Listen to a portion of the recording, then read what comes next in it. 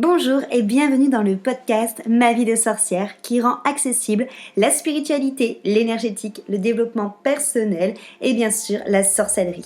Je m'appelle Christelle Célis, sorcière multicasquette et je t'accompagne à la rencontre de tes émotions, de ton intériorité dans sa globalité, de ta psyché pour que tu puisses enfin être, te débarrasser de tes freins, de tes croyances, de tes blessures et les transmuter.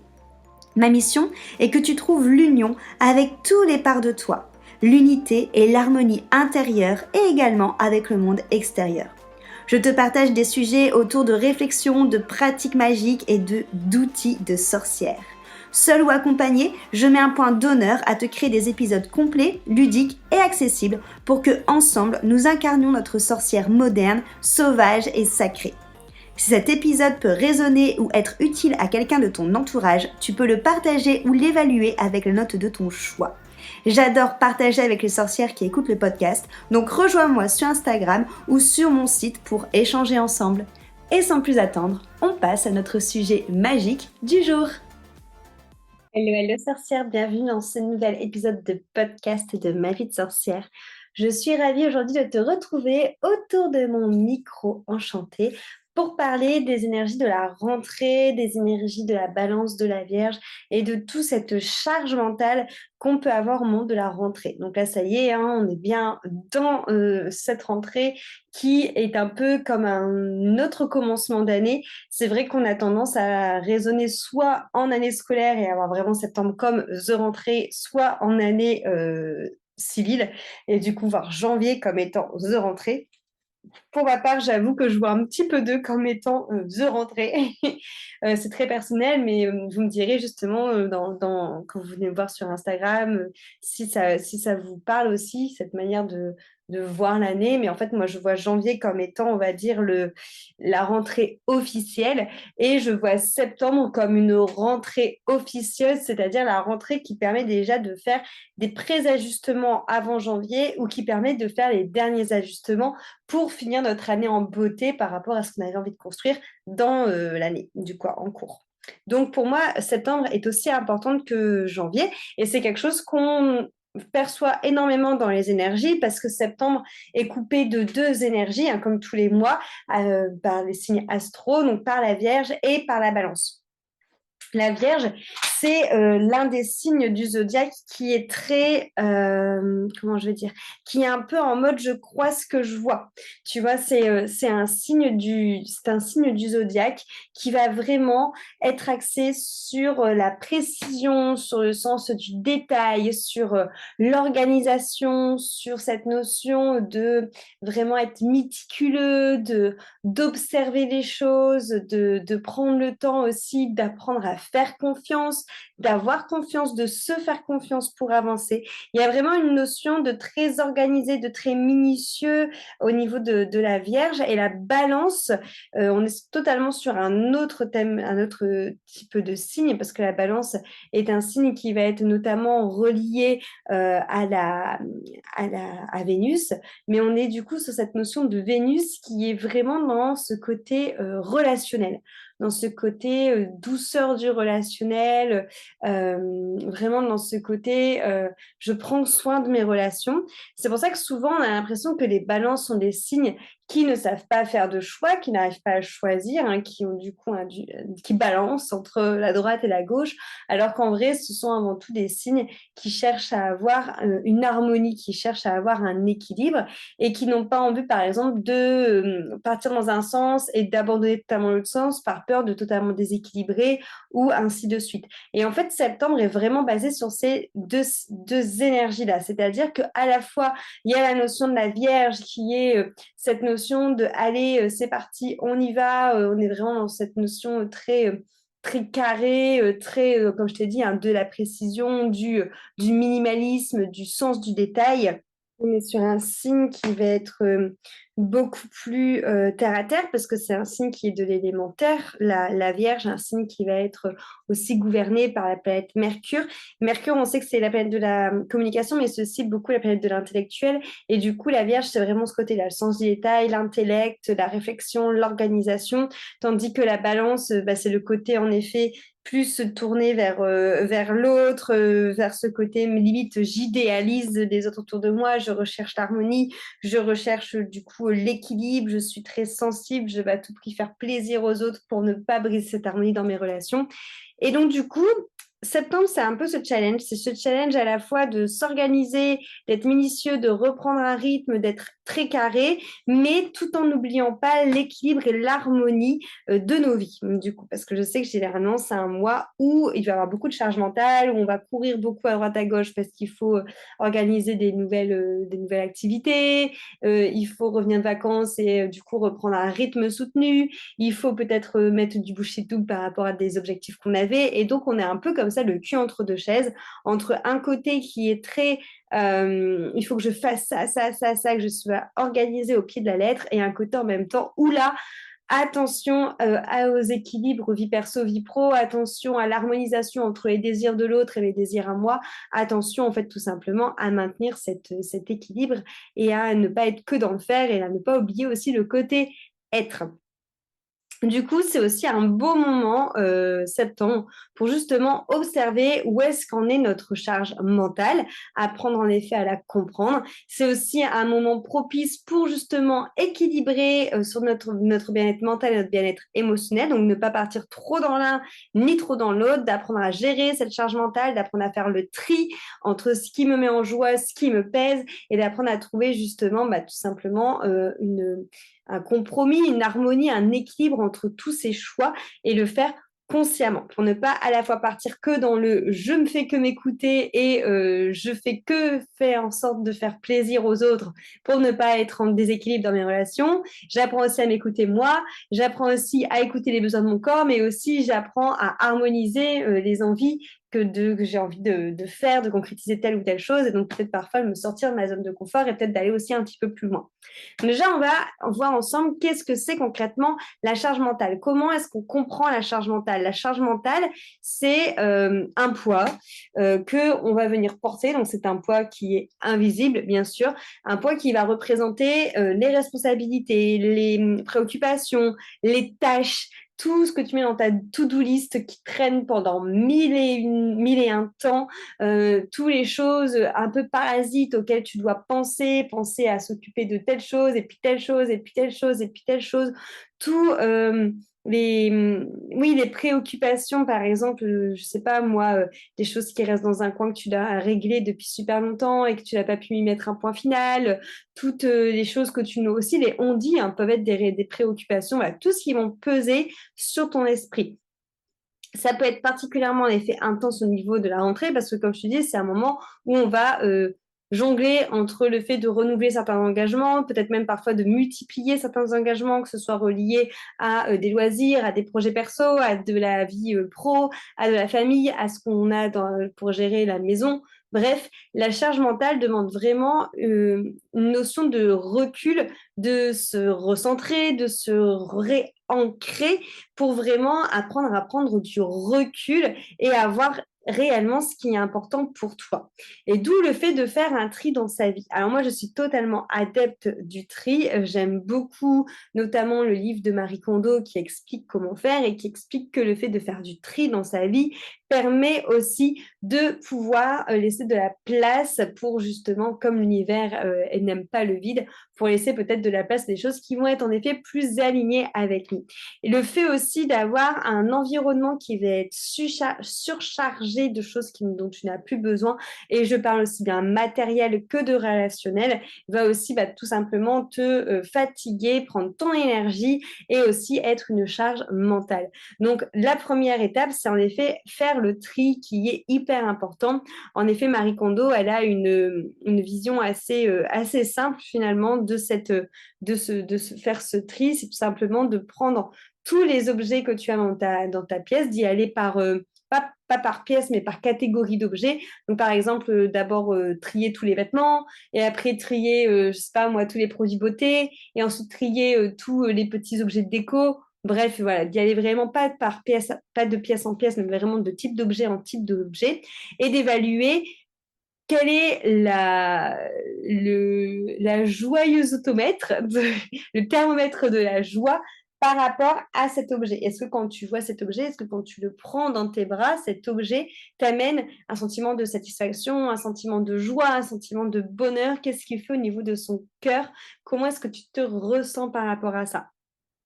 Et créer déjà de l'espace dans son environnement, c'est déjà une hyper bonne méthode pour amener de l'abondance, un petit tips comme ça, mais vraiment une hyper bonne méthode pour travailler ton abondance, une hyper bonne méthode pour calmer ta surcharge mentale, parce que déjà visuellement, tu ne te retrouves pas surchargé au niveau de ce qui t'entoure. C'est aussi une super bonne méthode pour justement enlever de la charge mentale et d'avoir quelque chose d'assez épuré et avant tout quelque chose aussi qui te met en joie. En gros, c'est de venir trier ceux qui t'entourent pour venir te nourrir de choses qui te mettent en joie, qui te remplissent de bonheur et pas qui te rendent indifférent et encore pire, pas quelque chose qui te rend en effet lourd à cause d'un poids que tu dois porter. Là, je te parle des objets, mais c'est quelque chose de faire le tri dans sa vie qui est systématique aussi à faire, même si souvent la vie le fait pour nous, mais je parle bien sûr des relations, c'est-à-dire alléger nos relations quand elles sont toxiques, arrêter les engagements superflus lorsque tu n'en as pas besoin ou parce que ça te prend plutôt de l'énergie ou que ça te prend du temps plutôt qu'autre chose. Arrêter aussi, pourquoi pas, dans le même délire, les abonnements ou les choses que tu payes qui ne t'apportent rien et auxquelles tu ne vas pas. Arrêter tes habitudes nuisibles. C'est vraiment te poser et te dire, OK, je fais un tri dans ma vie. Qu'est-ce qui me rend en joie? Et je prends tous les objets, je prends les personnes autour de moi, je prends mes habitudes, je prends mon compte en banque, je prends mes engagements et dans ces engagements, dans ces habitudes, dans tout ce qui m'entoure, qu'est-ce qui me prend de l'énergie? Qu'est-ce que sur lesquels je suis justement au contraire pompée ou je suis fatiguée, qui ça me met en colère, qu'est-ce qui me fait du mal, qui me laisse indifférente et qu'est-ce qui au contraire me remet joie, me met des étincelles dans mon cœur. En fait, c'est se débarrasser tout simplement du superflu pour faire de la place vraiment à ce qui compte réellement, pour pouvoir faire grandir réellement ce qui compte dans ta vie et qui te met en joie et te permettre aussi de te rapprocher vraiment de qui tu es, de qui tu as envie d'être et de ce que tu as envie de vivre et rayonner en faisant des choix conscients. Et là, j'assiste vraiment sur cette notion de faire des choix conscients, c'est-à-dire que consciemment, on dit toujours que ne pas faire de choix, c'est finalement faire un choix. Parce que si tu fais pas de choix, bah, finalement, tu décides que ton pouvoir, tu le mets dans les mains des autres qui, eux, fatalement, feront le choix pour toi. Là, aujourd'hui, dans cette rentrée, moi, ce que je t'invite, c'est justement à faire des choix qui vont être conscients, à à te positionner, à faire des prises de décision qui vont être conscientes pour justement aller chercher cette harmonie, cet équilibre dans ta vie. Donc, te poser la question de est-ce que cette tâche que je fais aujourd'hui est alignée avec l'objectif de ma vie? Est-ce que ce que je suis en train de nourrir aujourd'hui, ce projet que je suis en train de nourrir, est aligné pour que j'aille vers vraiment mon rêve, vers ce qui me fait vibrer dans ma vie? Est-ce que aujourd'hui, cet engagement que j'ai envers telle ou telle chose est aligné avec mes valeurs? Est-ce que aujourd'hui, cette relation que j'ai me nourrit émotionnellement, me nourrit spirituellement, me nourrit au niveau de mon être? Est-ce que ça m'apporte quelque chose qui est joie pour moi, qui m'apporte du bonheur, qui m'apporte de l'amour et qui est dans mes valeurs? Est-ce que je sais au quotidien, avec telle ou telle habitude, me nourrir justement spirituellement? C'est vraiment en fait un instant de t'observer, de te poser et de te poser vraiment la question de aujourd'hui, comment est-ce que je me sens mentalement, émotionnellement, physiquement? Quelles sont les habitudes que j'ai? Qu'est-ce qui me met en joie? Qu'est-ce qui ne me nourrit pas? Quelles sont les relations que j'ai? Qu'est-ce qui me met en joie? Qu'est-ce qui ne me nourrit pas? Quels sont les objets que j'ai? Vraiment faire tout le scan de tout ce qui est autour de toi et vraiment faire un vrai tri avec des choix conscients pour arrêter de mettre ton pouvoir dans les mains extérieures, mais les garder dans tes propres mains. Ça demande du coup énormément d'observation de soi, énormément quelque part de pleine conscience, parce que c'est le moment où tu vas te poser pour t'observer dans le moment présent, t'observer sans jugement à l'instant T. Et vraiment te dire, OK, j'observe, comme je t'ai dit, comment je me sens. Je prends le temps vraiment de peut-être méditer, de me concentrer sur ma respiration et juste sans jugement, observer qu'est-ce qui se passe à l'intérieur de moi, qu'est-ce qui se passe émotionnellement, qu'est-ce qui se passe mentalement, comment est-ce que je me sens, qu'est-ce qui me pèse et revenir vraiment à quelque part à cette pleine conscience de réaliser réellement comment tu vas. C'est une question qu'on pose tout le temps aux personnes qu'on trouve qu'on croise, hein. Salut, ça va? On dit oui, voilà. Des fois, on va dire non, mais vraiment, te poser la question à toi-même, c'est un exercice que tu peux faire en écoutant ce podcast, te poser réellement la question à toi-même de comment est-ce que je vais, en fait, concrètement parlant, comment je vais, comment je me sens, qu'est-ce qui me nourrit, qu'est-ce qui me nourrit pas, je décide en effet de Qu'est-ce que je décide en effet de garder, qu'est-ce que je décide de changer pour nourrir cette harmonie et cet équilibre. Et c'est là où les énergies de la Vierge et de la Balance vont pouvoir t'aider. Parce que là où la Vierge est très minutieuse, où elle fait attention au sens du détail, où elle est organisée, celle qui va pouvoir clairement te dire, bah non, en fait, voilà, ça on va virer, ça on va garder, ça on va virer, ça on va garder. On va utiliser la force de la Vierge dans le but, quelque part, de prêter attention aux besoins des énergies de la Balance qui sont de trouver cette harmonie et cet équilibre à l'intérieur de toi. Donc bien sûr, hein, ça me fait aussi travailler sur énormément de blessures, énormément de peurs qu'on peut avoir, énormément de croyances qu'on peut avoir. Par exemple, si on prend l'exemple je sais pas moi, d'une relation, se dire bah je veux pas garder cette relation, enfin je ne vais pas garder cette relation-là parce que elle me donne pas d'harmonie, elle me donne pas d'équilibre. Au contraire, elle me bousille, elle me déséquilibre, elle me fatigue. Ok, donc ça veut dire qu'il faut que je la vire, mais en même temps, j'ai pas envie de faire du mal à cette personne. Et puis si je vire cette personne, peut-être que je serai toujours tout seul. Et donc du coup, il y a la peur de l'abandon qui arrive. Bref, forcément, c'est challengeant de faire ça. On peut avoir l'impression que ça procure un déséquilibre, mais en fait, c'est parce qu'aujourd'hui, peut-être que tu t'es habitué à un confort dans ta zone de confort qui n'est pas confortable, justement, et que aujourd'hui, le fait de trier, de donner un grand coup de pied dans la fourmilière, ça permet peut-être en effet forcément de passer par une zone de turbulence, mais pour arriver à un réel équilibre et une réelle harmonie intérieure, vraiment une sensation de plénitude qui n'est plus basée sur une zone de confort dans laquelle tu es depuis 1000 ans, qui te paraît confortable parce que tu connais que ça, mais qui en fait est tout sauf confortable et où tu n'es pas à ta place.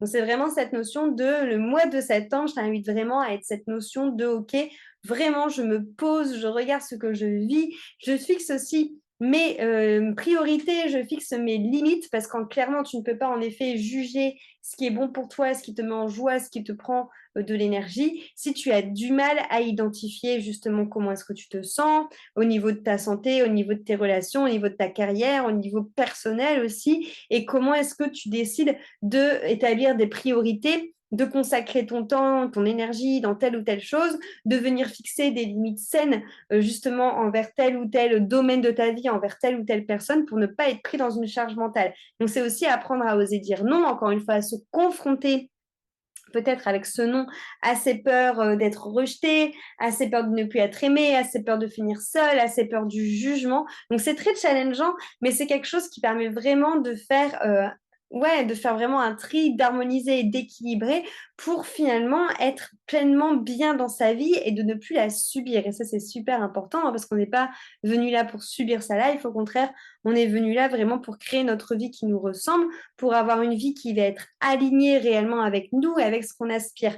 Donc peut-être aussi que tu peux en profiter pour poser justement quels sont véritablement tes besoins, où est-ce que tu as envie d'aller, pour faire le point sur aujourd'hui dans tel ou tel domaine, je sais pas moi sur 10, combien est-ce que je me note là-dessus, quel est mon taux d'épanouissement là-dessus, quel est mon taux d'épanouissement dans cet autre domaine, et qu'est-ce qu'il faut que je change, quelles sont mes relations qu'il faut que je change, comment est-ce que sont telle ou telle personne par rapport à moi. Et encore une fois, rien n'est figé. C'est-à-dire qu'aujourd'hui, tu vas peut-être me dire, cette personne-là, typiquement, elle me prend mon énergie, elle me permet pas d'être dans des good vibes pour pouvoir avancer vers mon rêve, pour pouvoir avancer vers telle chose que j'ai envie de concrétiser. Et c'est pas grave, ça veut pas dire que ce sera toujours comme ça, tu vois, c'est que dans le moment présent, c'est comme ça. Donc, qu'est-ce que je mets en place?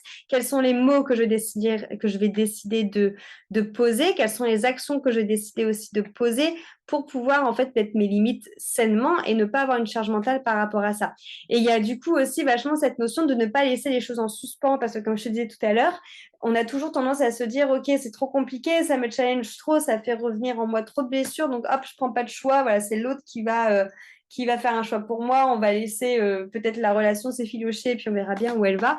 Sauf qu'encore une fois, le fait de ne pas faire de choix est un choix. Le choix est un non-choix. Rappelez-vous vraiment de ça parce que J'ai souvent des personnes qui viennent me dire: «Oui, mais moi je sais pas faire de choix». Bah, en fait, le fait de pas faire de choix, si tu sais faire un choix parce que tu fais le choix de pas faire un choix, en fait, donc c'est déjà un choix de faire ça et aussi cette notion que quand vous ne mettez pas les choses au clair et que, par exemple, vous gardez une relation parce que, il y a trop de peurs qui viennent sur le fait de céder cette re de mettre fin à cette relation, bah, finalement, ça fait encore un lien énergétique qui est là avec la personne et qui traîne et qui pourrit et qui devient de plus en plus toxique et que finalement, ben, c'est quelque chose qui va encore te peser, qui va encore avoir un lien avec ta charge mentale et qui ne va pas t'alléger, que poser des mots concrètement, encore une fois en mode communication non violente, t'as pas besoin pas besoin d'envoyer des torpilles aux gens, mais ça permet peut-être de faire les choses proprement, de retrouver peut-être la personne dans une énergie qui sera beaucoup plus légère et beaucoup plus alignée avec toi dans quelques jours, dans quelques mois, dans quelques années, on s'en fiche, mais de ne pas traîner, en fait, avoir un lien comme ça qui pourrit, qui se ternit avec une personne. On a tous des relations comme ça qui s'effilochent et auxquelles on ne met pas de point final. Et ça nous met aussi une charge mentale, une charge énergétique. Et c'est important pour moi de transformer tout ça. Et du coup, c'est en effet le thème de l'immersion du mois de septembre, de travailler autour de ça. Donc, cette immersion qui s'appelle Harmonieuse. Le but d'Harmonieuse, c'est exactement en fait ce que je viens de te dire dans cette podcast. Ça va être une immersion qui va être un peu spécifique parce que même si c'est un coaching de groupe immersion, là, on va vraiment aller voir vos situations et vos schémas individuellement pour cette, pour cette immersion. Donc, il y a vraiment une notion de poser les bases, bah, comme je t'ai dit, hein, de voir concrètement aujourd'hui comment est-ce que je vais me poser réellement la question, comment je vais physiquement, émotionnellement, énergétiquement et mentalement, comment est-ce que je me sens heureuse, quelle est ma note que je dirais en termes de bonheur dans mon domaine pro, dans mon domaine amoureux, dans mon domaine amical, dans mon domaine perso, dans mon domaine spirituel, tu peux rajouter autant de domaines que tu veux, dans mon domaine familial, comment, voilà, quelle est la note que je me donnerais sur ce côté bonheur. Quels sont du coup, avec l'exercice de l'oignon, quelles sont les personnes qui me vampirisent, qui me tirent vers le bas et quelles sont les personnes au contraire qui m'apportent de la joie, du bonheur à mon cœur, qui me remplissent d'amour et qui me tirent vers le haut. Quelles sont mes priorités aujourd'hui et dans quoi j'ai envie de mettre plus de priorités dans ma vie. Quels sont mes objectifs, où est-ce que j'ai envie là d'aller. Et par rapport à tout ça, bien sûr, il y aura des soins énergétiques qui vont venir appuyer là-dessus. Et c'est bah, justement, OK, on y va, c'est parti, tout ensemble durant cette immersion. On aura fait tous ces points-là ensemble d'exercice, c'est comment est-ce que je fais le tri et quelles sont les actions que je mets vraiment en place pour fixer mes priorités, fixer mes limites et faire des choix conscients pour aller vers un équilibre et une harmonie. Donc vraiment, voilà, on part sur une immersion qui va encore une fois dépoter, avoir un sérieux travail qui va être du coup sur 15 jours. Donc c'est toujours 4 rendez-vous, mais ça va être étalé sur 15 jours pour vraiment que tu puisses le temps d'observer tout ça. Cette immersion du coup harmonieuse commencera la semaine prochaine, donc mardi 19 septembre.